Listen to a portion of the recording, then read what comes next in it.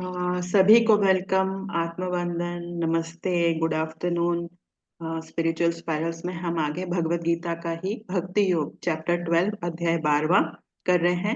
और अर्चना जी जो हैं स्पिरिचुअल मास्टर, वो हमें 12वें अध्याय में भक्ति योग के बारे में बता रही हैं। कल का भी सत्र बहुत अच्छा रहा। आज शायद वो पूरा ये चैप्टर 12वां चैप्टर कंप्लीट कर देंगी। तो आज उन्हीं के मुख से सुनते हैं कि क्या वो हमें बताने वाली हैं, श्री कृष्ण के क्या क्या मैसेजेस हैं। तो बहुत बहुत वेलकम है मैम अर्चना जी, और please take it over from you. सभी को मेरा आत्मवंदन। Thank you so much Anuradha ji, मुझे जरिया बनाने के लिए। और आज का सत्र शुरू करने से पहले, गीता पठन शुरू करने से पहले, मैं अपने गुरु पितामह पत्री सर को, उन्नत लोकों के सारे गुरुओं को कोटि कोटि नमन करती हूँ। सारे देवी देवताओं को कोटि कोटि वंदन, जिन्होंने मुझे जरिया बनाया यह ज्ञान सबके साथ साझा करने का। इसके लिए उनको बहुत बहुत धन्यवाद। तो आज का सत्र शुरू करने से पहले हम 3 बार ओम का उच्चारण करेंगे और ओम का वाइब्रेशन महसूस करेंगे, फील करेंगे। देखिए, जब आप ओम बोलते हो तो आप उसके वाइब्रेशन को महसूस करो, उस समय कितनी एनर्जी आती है। तो प्रणव नोम ओम का उच्चारण करेंगे। सब लोग आरामदायक स्थिति में बैठ जाइए, आंखें बंद कर लें। जब हम ओम का उच्चारण करेंगे तो पूरा ध्यान आपका नाभि केंद्र पर होना चाहिए, कैसे नाभि अंदर जा रही है। और जब आपका उच्चारण कंप्लीट हो जाता है तो श्वास को स्वतः भरने दें। आंखें बंद, गहरी लंबी सांस। ओ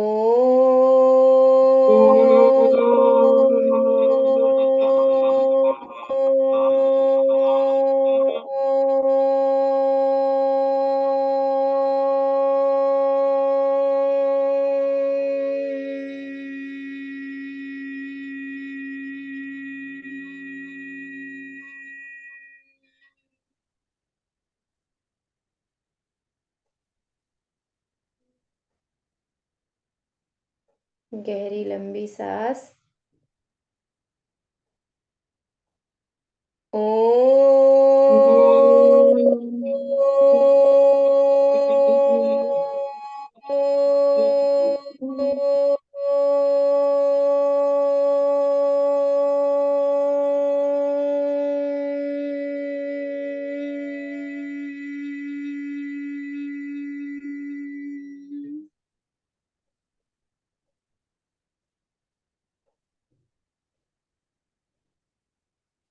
एक बार और करेंगे, गहरी लंबी सांस, ओम का उच्चारण।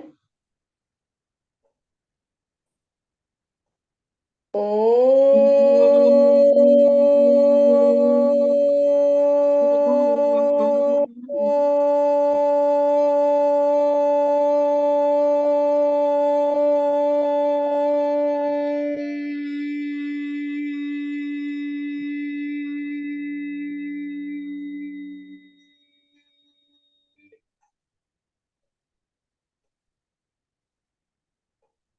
अब धीरे से अपनी आंखें खोल सकते हैं। अब आज का गीता पठन शुरू करने से पहले हम प्रार्थना लेंगे। तो सभी लोग हाथ जोड़ लें, सभी को अनम्यूट कर दीजिएगा, सभी साथ में बोलेंगे। वसुदेव सुतन देव कंस चाणूरमर्दनम् देवकी परमानन्दम् कृष्णं वन्दे जगद्गुरुम् कृष्णं वन्दे जगद्गुरुम्।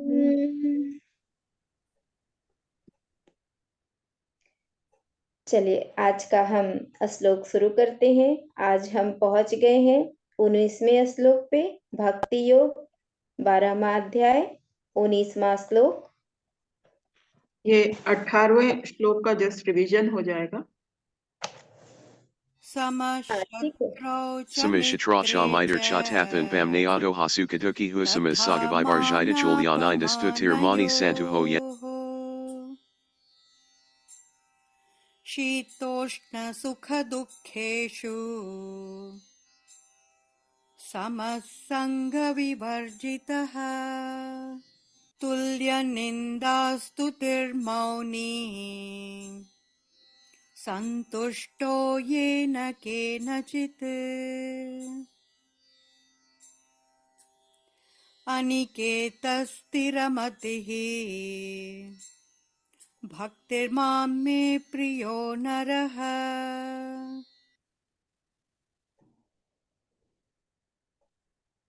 मैं पढ़ूं? Yes ma'am please. श्लोका 19 भक्ति योग। तुल्य निंदा स्तुतिर्मौनी संतुष्टो येन केनचित् अनिकेतः स्थिरामति भक्तिमान मे प्रियो नरः। Thank you. Thank you ma'am. Thank you ma'am. अब देखिए यहाँ पे आया है तुल्य निंदा स्तुतिर मौनी। तुल्य निंदा मतलब तुल्य निंदा स्तुति मतलब जो निंदा और स्तुति को समान समझता हो, निंदा और स्तुति में समान रहता हो, समान समझता हो। मौनी यानी मौन रहने वाला। संतुष्ट मतलब संतुष्ट। येन केनचित् मतलब किसी भी प्रकार से। अनिकेता मतलब जिसका कोई नियतवास नहीं है। स्थिरमति मतलब जिसकी बुद्धि स्थिर है। भक्तिमान मतलब भक्ति भाव से पूर्ण। में प्रियो नरः मतलब मुझे वैसा मनुष्य प्रिय है। अब यहाँ भगवान जी कह रहे हैं, कृष्ण भगवान कह रहे हैं कि जिसके लिए निंदा और स्तुति समान है, जो मौन है यानी वाणी को संयम रखने वाला है, जो कुछ भी प्राप्त हो उसमें संतुष्ट रहता है, जिसका कोई नियत बास नहीं, नियत कोई स्थान नहीं, जिसका मन स्थिर है और भक्ति से पूर्ण है, वह भक्त, वह मनुष्य मुझे प्रिय है। अब यहाँ पे समझने वाली बात यह है कि निंदा और स्तुति मतलब अगर उसकी निंदा भी हो रही है तो भी वाह वाह, अगर उसकी बड़ाई भी हो रही है तो भी वाह वाह, दोनों में एक समान है, दोनों में उसकी स्थिति बदलती नहीं है, वैसा भक्त भगवान को प्रिय है। ये सब गुण हमें अपने अंदर लाने हैं ध्यान के माध्यम से, योग के माध्यम से, तभी हम ज्ञान योग कह लो, ध्यान योग कह लो या कर्म योग कह लो, सब में एक ही बात आती है। अगर आपका अंतःकरण शुद्ध नहीं है तो आप भक्ति के रास्ते पे नहीं हो, आप सही रास्ते पे नहीं हो। तो आपको सही मार्ग पे आने के लिए अपने अंतःकरण को शुद्ध करना है। तो कह रहे हैं कि जिसके लिए जो समभाव है, हर स्थिति में अपने मन की स्थिति को सम रखता है, जिसका मन स्थिर है, बिल्कुल कैसे स्थिर पानी में ही परछाई बनती, पानी अगर हिलता डुलता रहे तो परछाई सही से नहीं बनती। तो मन में स्थिरता है तभी भगवत दर्शन होंगे, तभी भगवत्ता आएगी, तभी ईश्वरीय प्रेम जो कहते हैं उसमें जागृत होगा और तभी सच्ची भक्ति फलित होगी। तो मन, और कहते हैं कि जिसका कोई नियत बास नहीं हो। नियत बास मतलब जहाँ पे ऐसा नहीं है कि हम अपने घर में है तभी हम सुखी हैं, तभी मुझे अच्छा लगता है, नहीं, जहाँ पे स्थान मिल जाए वहीं वो सुखी है, चाहे वो कहीं भी उसको जगह मिल जाए, जहाँ जगह मिले वहीं पे सो जाए, वहीं पे जो वस्त्र मिले वो वस्त्र पहन ले, जो भोजन मिले वो प्रसाद समझ के खा ले। जो इस तरह से इस भाव में रहता है वैसा भक्त मुझे बहुत प्रिय है। जो कुछ भी प्राप्त हो जाए उसमें संतुष्ट रहता है, वैसा भक्त मुझे बहुत प्रिय है, जिसके अंदर संतुष्टि है।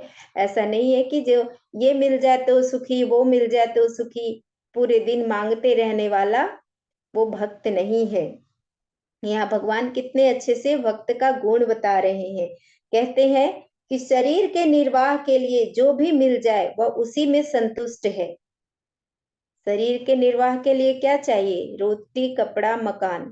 जो चीज चाहिए शरीर के निर्वाह के लिए, शरीर के लिए भोजन चाहिए, वस्त्र चाहिए, रहने के लिए मकान चाहिए, घर चाहिए। तो जहां आपको रहने की सुविधा मिल जाए, जैसा वस्त्र शरीर ढकने के लिए मिल जाए, और इस शरीर के लिए जो कुछ भी भोजन मिल जाए, उसमें वो संतुष्ट रहता है, उसी में वो संतुष्ट रहता है, भगवान का प्रसाद समझकर उसको ग्रहण करता है। तो वैसा भक्त ईश्वर को, भगवान को पसंद है, वैसा मनुष्य पसंद है, प्रिय है। अब महाभारत के शांति पर्व में मोक्ष धर्म पर कहा गया कि जो व्यक्ति शरीर पर जो कुछ मिले धारण कर ले, किसी प्रकार का भोजन जो मिल जाए उसको स्वीकार कर ले, कहीं भी जहां स्थान मिले सो जाए, तो उसे देवता, ब्राह्मण अथवा जीवन मुक्त कहते हैं। ऐसे व्यक्ति को जीवन मुक्त कहते हैं। उसका फिर पुनरपि जननम पुनरपि मरणम पुनरपि जननी जठरे शयनम ये नहीं होता। मतलब ये जो जन्म मरण का चक्कर है, इससे वो निकल जाता। बार बार जन्म लेना, बार बार मरना, इन सब चक्करों से छूट जाता है। ये सब चक्कर से हम खुद अपने आप को इच्छाओं के द्वारा, कामनाओं के द्वारा बांधते रहते हैं। ये इच्छा हो जाए, वो ये कामना पूरी हो जाए, वो कामना पूरी हो जाए, और ऐसे हम माया जाल में, कर्म के बंधनों में बंधते चले जाते हैं। जब तक आप अपने मन पे कार्य नहीं करेंगे, यहाँ पे कहाँ चोट करना है, कहाँ काम करना है? अपने मन के ऊपर। आप सारी कामनाओं का जड़, सब कुछ का जड़ कौन है? आपका मन। तो सबसे ज्यादा कार्य करना है अपने मन पे, बाहरी कुछ भी नहीं। बाहरी आप शरीर को कितना भी सजा लो, आप वस्त्र पहन लो, गेरुआ वस्त्र पहन लो, माला धारण कर लो, टीका लगा लो लंबे लंबे, और खूब उपवास करो और रोज मंदिर में जाओ, लेकिन आपका मन बदला नहीं, आपका मन स्थिर नहीं है, तो आप कोई भक्त नहीं हो। तो आपको सबसे ज्यादा कार्य करना है अपने मन पे। मन को कामना रहित बनाना है। हमारा मन क्या है? परिवार में अटका रहता है। परिवार में जैसे ये मेरा परिवार है, ये मेरे माता पिता है, ये मेरे भाई बहन है, ये मेरा बेटा है, इन्हीं सब चीजों में मेरा मेरा में अटका रहता है। हम उतने ही में सीमित हो जाते हैं, जीते हैं, जीते जीते फिर मर जाते हैं। कितने जन्म लिए, कितने भाई बहन, कितने रिश्ते, कितने माता पिता हम मृत्यु के झटके में खोते आ रहे हैं। कोई ईश्वर के अलावा कोई आपका है ही नहीं। मन टिकाना है तो ईश्वर पे टिकाओ, इसके अलावा कोई आपका नहीं। मृत्यु के क्षण में ना तो पति जाएगा, ना बेटा जाएगा, ना माता पिता जाएंगे, ना भाई बहन जाएगा। आप अकेले आए हो, आप अकेले जाओगे, आपकी यात्रा अकेले की है। तो आप अपने मन के ऊपर कार्य कीजिए कि आपका मन कहाँ कहाँ जाता है। टटोलिए अपने मन को, देखिए कहाँ कहाँ भागता है, किस किस चीजों में भागता है। पत्री सर ने, उनको बार बार मैं आभार व्यक्त करती हूँ कि इतना सुंदर रास्ता बता दिया कि मन भागता है तो तुरंत उसको श्वासों पे लेकर आओ। अभ्यास करो, अभ्यास अभ्यास अभ्यास, प्रैक्टिस प्रैक्टिस प्रैक्टिस। जैसे ही मन भागे, आप श्वासों के ऊपर लेकर आओ। योग करो शरीर को स्वस्थ रखने के लिए, ताकि आपका शरीर स्वस्थ रहे, और मन को श्वासों से जोड़ दो ताकि मन कहीं भागे ना, नए विचार क्रिएट ना करे। इस जो आपके मन ही है जो आपको बंधनों में फंसाता रहता है, बार बार बंधन में फंसाता है। जो इच्छाएं, जो वासनाएं है कि कैसा इमोशन आ रहा है, कैसा भाव उत्पन्न हो रहा है, मन कहाँ जा रहा है। क्या मेरा मन सिर्फ सगे संबंधियों को अपना मान रहा है, या पूरे संसार को अपना मान रहा है? तो इस तरह से अपने ऊपर कार्य करना है। हम कैसे हमारा मन कार्य करता है? हमारा मन देखिए कितना धोखा देता है। कोई रिश्तेदार, कभी लगता है कि अरे रिश्तेदार आ जाते तो कितना अच्छा होता, थोड़ा मन अच्छा लगता, सबके साथ बातें करते, अच्छा लगता मन, है ना। और उसके बाद जब रिश्तेदार आ जाते हैं, काम करना पड़ता है, तो लगता है क्यों आ गए, इतने दिन क्यों रुक गए, अरे इतना मुझे करना पड़ रहा है, कितनी परेशानी हो रही है, कितनी दिक्कत हो रही है। स्थान पर निवास नहीं करता, वैसा भक्त जो एक स्थान पे निवास नहीं करता, उसका कोई नियत वास नहीं होता, वह बेघर है, वह संसार को ही अपना वास मानता है, उसका मन सदा ब्रह्म में स्थिर रहता है। अब बेघर का मतलब ऐसा नहीं कि वो घर छोड़कर अपना घर परिवार छोड़कर चला जाए, भगवान ये नहीं कह रहे हैं। आप रहो घर में, अपने घर में ही रहो, अपने कर्तव्यों का पालन करो, लेकिन ये नहीं समझो कि ये घर मेरा है। ये जो भाव है कि ये घर पे आधिपत्य जमाना कि ये मेरा घर है, ये मेरा ही परिवार है, ये मेरा पति है, इसको कोई देख नहीं सकता, ये इसको कोई छू नहीं सकता, इससे कोई बात नहीं कर सकता, इस मेरापन से निकलने के लिए कह रहे हैं। ये सिर्फ मेरा बच्चा है, ये इसको कोई नहीं मार सकता, कोई डांट नहीं सकता, कोई कुछ बोल नहीं सकता, इस मेरापन से निकलने के लिए कह रहे हैं।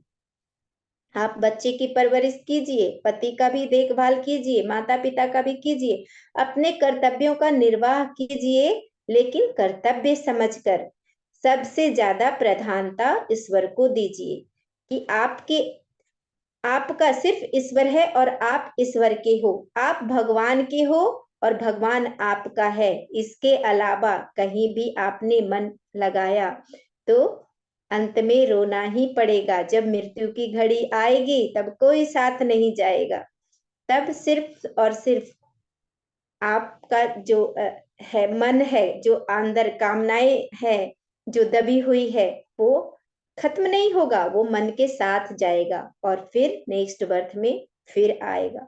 तो इसलिए अगर हम लोग क्या सोचते करते हैं, कैसा जो पड़ोसी है या फिर कोई भी जिससे हमारा बनता नहीं है, हम उनके साथ बुरा व्यवहार कर देते हैं, उनको अच्छा नहीं बोलते। तो जो कर्म का सिद्धांत है, आज मैं एक उदाहरण देकर ऐसे समझाती हूँ कि क्या होता है कि जैसे अगर एक पास्ट लाइफ रिग्रेशन हुआ था एक व्यक्ति का, तो उसने अपने अनुभव में बताया कि मेरी सास मुझे बहुत परेशान करती है, बहुत दुख देती है, बहुत परेशान, मैं अपनी सास से बहुत परेशान हूँ, बहुत दुखी करती है वो। लेकिन जब वो उसने पास्ट लाइफ रिग्रेशन में देखा, तो देखा कि उसकी जो सास है वो पिछले जन्म में, पहले के जन्म में ये मालिक थी और उसकी सास उसकी गुलाम थी, और ये मालिक बनके अपनी सास पे मतलब उस गुलाम पे बहुत अत्याचार किए थे। तो जब ये देखती है तब उसको लगता है कि अरे इस और वही गुलाम इस बार उसकी सास बनकर आई है और उसको वो कष्ट दे रही है। तो इस तरह कर्म का बंधन कैसे चलता है, ये कभी भी आपका पीछा नहीं छोड़ सकता। तो जो भी आपके जीवन में आ रहा है, कुछ भी घट रहा है, वो यूं ही नहीं आ रहा, उसके पीछे कुछ ना कुछ कारण है, और वो कारण आपने ही उत्पन्न किया है, तभी वो आ रहा है आपके जीवन में। इस बात को गांठ बांध लीजिए, बिना कारण का कुछ भी आपके जीवन में नहीं हो रहा। तो जब वो देखती है कि मेरी सास ने इस प्रकार ये तो कुछ भी नहीं कर रही, मैंने तो इसको इतना कष्ट दिया, इतने कोड़े बरसाए, इतना अत्याचार किया, उसके अनुपात में तो ये कुछ भी नहीं कर रही। तो इस प्रकार देखने के बाद उसका जीवन बदल जाता है। तो इतना सुंदर रास्ता बता दिया, आप भी देख सकते हो, जान सकते हो, ध्यान तो करो, ध्यान की साधना तो बढ़ाओ, अपनी साधना बढ़ाओ। जितना ज्यादा आप साधना करोगे, उतना ज्यादा आप जागरूक होगे अपने प्रति, उतना ज्यादा आपकी जागरूकता बढ़ेगी। तो आप साधना बढ़ाइए, जब समय मिले साधना में बैठ जाइए, व्यर्थ का समय बिल्कुल 1 मिनट 1 सेकंड भी व्यर्थ का समय बर्बाद ना करें, क्योंकि समय बहुत कीमती है। कब जाने शरीर छूट जाए, ये जो इतना सुंदर शरीर मिला है, ईश्वर का दिया हुआ, ये जाने कब छूट जाए। इसलिए इस शरीर में रहते हुए जितनी साधना हो सकता है, जितना समय का सदुपयोग हो सकता है, करते जाइए। जितना अपने मन पे काम करेंगे, जितना ज्यादा करेंगे, उतना ही आप अपने लिए सबसे सुंदर उपहार देंगे। क्योंकि ये सृष्टि, ये चर्म चक्षुओं से देखने में लगता है, मन भगाता रहता है, अरे वहां सुंदरता है, अरे यहाँ। मन चंचल है, मन आपको भागेगा, भगाएगा, संसार की तरफ खींच कर लाएगा। अपने मन को, अपनी इंद्रियों को अंतर्मुख कीजिए, अंतर की तरफ लाइए। तो वैसे भक्त भगवान को प्रिय है जो अपने इंद्रियों को अंतर की तरफ मोड़ता है, अंतर की तरफ लाता है। तो हमें अपने ऊपर कार्य करना है। तो अब नेक्स्ट श्लोक लेते हैं, 20वां श्लोक। अनुराधा जी नेक्स्ट लीजिए। ये तु धर्म्यामृतमिदम् यथोक्तं पर्युपासते श्रद्धधाना मत्परमा भक्तास्तेतीव मे प्रियाः। जी मैम। मधुलिन जी आप बोले। Yes, thank yes, you. ma'am. Shloka 20 भक्तयो ये तु धर्मामृतमिदम् यथोक्तं पर्युपासते सप्तधानापत्पर मत्परमा यस मैम मत्परमा भक्तास्ते अतीब मे प्रियाः। Thank you, thank you. Thank you. Thank you. अब देखिए यहाँ पे ए का मतलब होता है जो, और तू का मतलब होता है निश्चित रूप से। धर्म्यामृतम मतलब शाश्वत धर्म, नियम, और इदम का मतलब होता है यह। यथोक्तम, यथोक्तम मतलब जैसा कहा गया है, और पर्युपासते मतलब पालन करते हैं। श्रद्धाना, श्रद्धाना मतलब श्रद्धान्वित होकर। मत परमा, मत परमा मतलब मुझे परम लक्ष्य मानकर। भक्ता, भक्ता मतलब भक्त। अतीब, अतीब मतलब अत्यंत। में प्रियाः मतलब मुझे प्रिय है। अब इसमें भगवान कह रहे हैं कि जो श्रद्धा युक्त पुरुष मेरे परायण होकर इस ऊपर कहे हुए धर्म में अमृत को निष्काम भाव से सेवन करते हैं, वे भक्त मुझको अति प्रिय हैं। मतलब वैसे भक्त प्रिय हैं जो अपने मन पे अभ्यास करते, अपने मन को संयमित करते हैं, अपने मन को स्थिर करते हैं। वह जो सच्चे भक्त हैं वो किसको लक्ष्य मानते हैं? जो सच्चे भक्त हैं वो भगवान को अपना लक्ष्य मानते हैं, उन्हीं को अपना परम गंतव्य मानते हैं। ये नहीं कि हम रोज पूजा कर रहे हैं, अगरबत्ती कर रहे हैं, गीता पाठ कर रहे हैं, लेकिन अपना गंतव्य, अपना लक्ष्य किसको मान रहे हैं? पद को। मैं डॉक्टर बन जाऊं तो बहुत अच्छा, भगवान आरती दिखा रहे हैं, पूजा कर रहे हैं, गायत्री का पाठ कर रहे हैं, और भगवान मुझे डॉक्टर बना दीजिए, भगवान मुझे आईएएस बना दीजिए, भगवान मुझे प्रधानमंत्री बना दीजिए, भगवान में। तो ये पद की जो मांग है, परम लक्ष्य आपने उसको बना लिया है, पद को, प्रतिष्ठा को, संसारिक सुख भोग को, तो वो नहीं है, वो धर्म नहीं है। भगवान कह रहे हैं कि वैसा भक्त मुझे प्रिय है जो परम लक्ष्य मुझे मानता है, जिसका परम गंतव्य मैं हूं, मतलब ईश्वर है, वैसा भक्त उनको प्रिय है। वैसा भक्त उनको अत्यंत ही प्रिय है। जो मनुष्य शाश्वत धर्म का पालन करता है वह मुझे अत्यधिक प्रिय है। अतः इसलिए प्रत्येक साधक को क्या है? मोक्ष का जिज्ञासु होना चाहिए। मोक्ष मतलब जो माया को मोक्ष का मतलब है कि माया का क्षय हो जाना। देखिए मृत्यु के बाद तो, शरीर छूटने के बाद तो माया ऐसे भी छूट जाता है, परिवार ऐसे भी छूटना ही है, तो जिस संसार भी छूटना ही है, तो जिसके कारण माया में फंसी हो, आप मृत्यु के बाद छोड़ते हो, जीते जी भी उस माया का क्षय हो सकता है अगर आप अपने मन पे कार्य करेंगे। अब देखिए कैसे मैंने उदाहरण दिया कि हमारा मन कैसे हमें नचाता है। जैसे कि आप रिश्तेदारी में देखिए कि जिससे आपका ये अगर कार्ड आता है, निमंत्रण आता है कि शादी में जाना है, तो आपका जाने का मन भी रहता है और जाना भी चाहते हैं, लेकिन अंदर से लगता है कि अरे इतने पैसे देने पड़ेंगे, इतने मतलब मन ऐसे आपको फंसाता रहता है कि इतने रुपए देने पड़ेंगे, कैसे जाऊं। आप एक तरफ से जाना भी चाह रहे हो, एक तरफ से बुराइयां भी देख रहे हो। तो इस तरह से आपको जो मन नचाता रहता है, ऐसे नहीं नाचना है।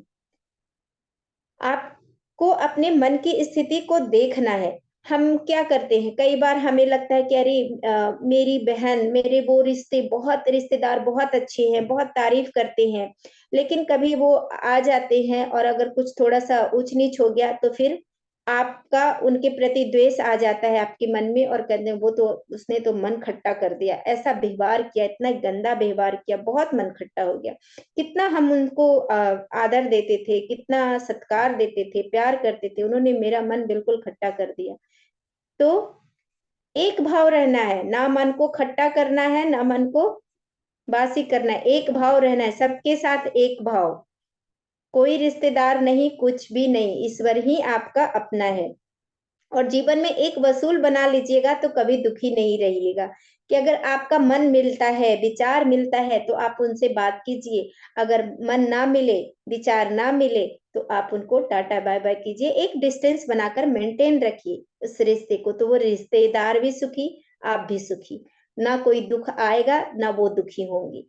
तो इस तरह जहां आपका मन ना मिले, विचार ना मिले, वहां से आप एक डिस्टेंस मेंटेन कीजिए, एक दूरी बना लीजिए। तो आप जहां रहेंगे वहां पे सुखी रहेंगे। और अगर विचार आपका नहीं मिल रहा है और आप चाह रहे हो कि जबरदस्ती हम रिश्ते को ढो रहे हैं, तो ऐसे रिश्ते आपको दुखी देंगे, आप भी दुखी होते रहोगे, वो भी दुखी होते रहेंगे। तो ऐसे बोझिल मन से आपको रिश्ते नहीं निभाना। आपका मन मिले, विचार मिले, तभी आप रिश्तेदार निभाइए। आपके मन में कुछ भी मतलब सुख दुख होना ही नहीं चाहिए। अगर ना तो सुख आ रहा है ना दुख आ रहा है उनके प्रति, तो आप आराम से अपने कर्तव्यों का पालन कीजिए। कोई मन में, आपका मन विचलित नहीं होना चाहिए, आपका मन स्थिर होना चाहिए और ईश्वर पे लगे होना चाहिए। बस एक ही बात, इसका एक ही सार है कि आपके मन में ईश्वर होना चाहिए। ईश्वर को समर्पित करते हुए आप उनसे जो दुख और सुख आ रहा है उसको अपने मन पे ना लाएं। उसने जो किया उनका कर्म, अच्छा किया तो भी अच्छा, बुरा किया तो भी अच्छा। इस स्थिति में रह रहे हैं तो सारे रिश्तेदारों से बात कीजिए, जैसे विचार मिल रहा है तो भी, नहीं मिल रहा है तो भी।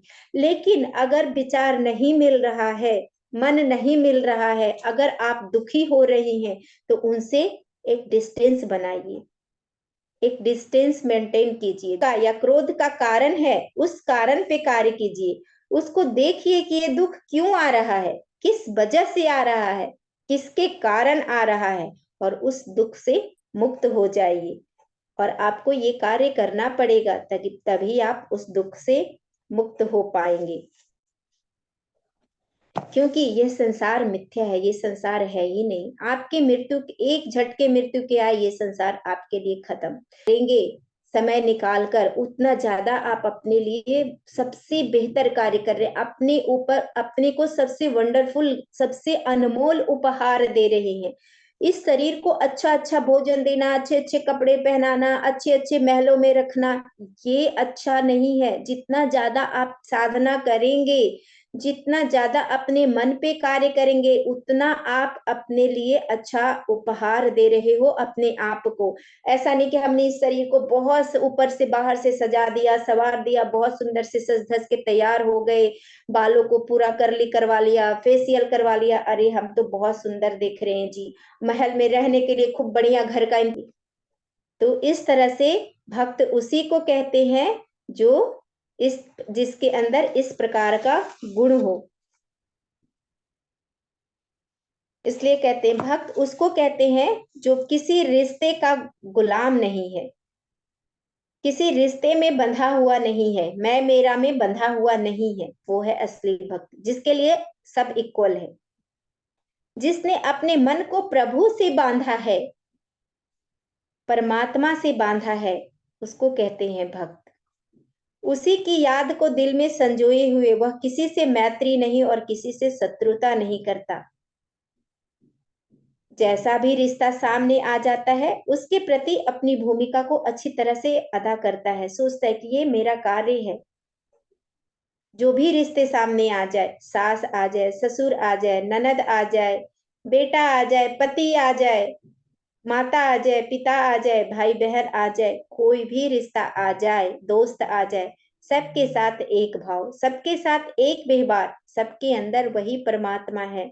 मैं अपने कर्तव्यों का पालन कर रही हूँ, मेरा कर्तव्य है इनका सेवा करना। ये आए हैं तो आप उस कर्तव्य का पालन करते हुए उनका सेवा भाव कीजिए, क्योंकि इस दुनिया में सब नाटक चल रहा है। जो आपको कैरेक्टर मिला है, जो आपको चरित्र मिला है, जो आपका रोल मिला है, उस रोल को, उस चरित्र को अच्छे से निभाइए और उसके लिए फल की चिंता मत कीजिए। आकांक्षा मत रखिए कि मैं ऐसा कर रहा हूं, मैं उसके लिए अच्छा अच्छा कर रहा हूं तो वो भी मेरे लिए अच्छा अच्छा करे। ऐसी फल की आकांक्षा मत कीजिए। कर्म करते हुए चलिए और कर्म का फल ये नहीं चाहिए कि मैंने अच्छा किया तो मेरे साथ भी अच्छा हो।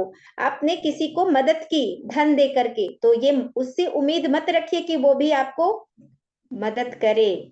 आप अगर किसी को आपने कुछ भी दिया तो उम्मीद मत रखिए कि वो भी आपको दे। तो इस प्रकार बिना फल का कामना करते हुए आप कर्म करते चलिए। जो आपको रोल दिया गया है, जिस रोल के लिए आप आए हो, जिस कार्य, कैसे मूवी में देखते हैं जिसको जो रोल दिया जाता है वो रोल अच्छे से निभाता है, वो चरित्र अच्छे से निभाता है। फिल्मों में हम देखते हैं 3-3 घंटे, सीरियल में देखते हैं, वो रोल करके अपना टाटा बाय बाय कर देते हैं, चले जाते हैं। तो इसी तरह आपको जो रोल दिया गया है आप अपने रोल को अच्छी तरह से निभाइए, क्योंकि ये संसार भी, शेक्सपियर ने भी कहा है कि ये संसार भी एक चलचित्र की तरह है, नाटक की तरह है, नाटक चल रहा है और आप रोल करने के लिए आए हैं, रोल अदा करने के लिए आए हैं। तो आपके लिए परमात्मा से बढ़कर कुछ भी नहीं होना चाहिए, परमात्मा ही सर्वोपरि है। तो अगर आपके जीवन में अगर धन आए तो भी वाह वाह, धन नहीं है तो भी वाह वाह, कोई बात नहीं। पूरी तरह से समर्पण। रिश्तेदार आए तो भी ठीक, नहीं आए तो भी ठीक, हर स्थिति में समभाव। सुख आए तो भी ठीक, दुख आए तो भी ठीक, मृत्यु हो तो भी ठीक, जन्म हो तो भी ठीक, क्योंकि करने वाला हम नहीं, कराने वाला ईश्वर। हम कुछ भी नहीं है, बस एक जरिया। तो भक्त अपने आप को विचलित नहीं करता, वह जानता है कि इन माया के चित्रों को बदलना है और ये तो बदलते ही रहेंगे, ये सारे परिवर्तन होने वाले हैं। संसार में जो आज है कल नहीं रहेगा, जो कल था वो आगे नहीं रहेगा, ये सत्य है। गीता इसका जो भगवत गीता का जो ये है सार है, उसमें यही है, परिवर्तन ही संसार का नियम है, संसार का नियम ही है परिवर्तन।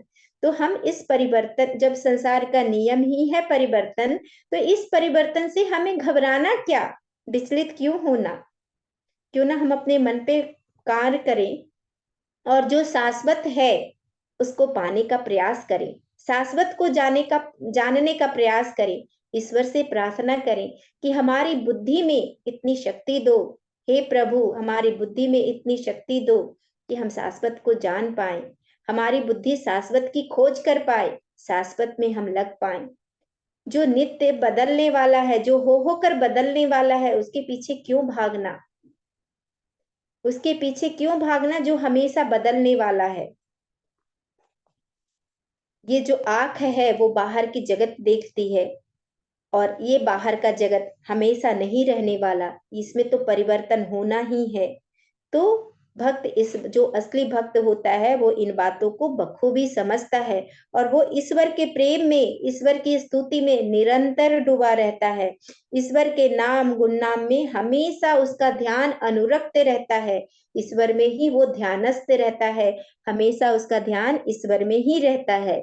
क्योंकि प्रभु की महिमा अपार है, प्रभु की महिमा अनंत है और उस अनंत की शोभा भी अनंत है और उस अनंत की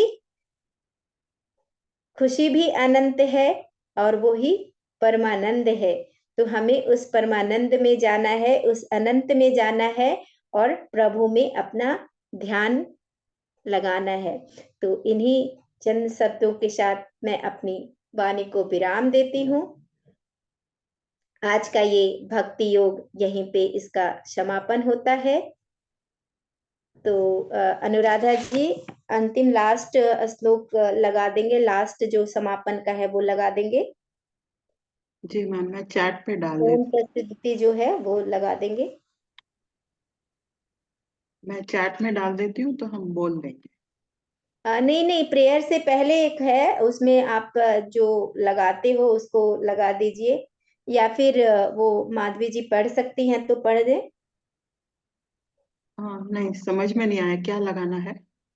ओम तस्दिति है ना, माधवी जी को पता होगा, लास्ट का जो है। आप ही बोल दीजिए मैम। ओके। ओम तस्दिति श्रीमद्भगवद्गीतासु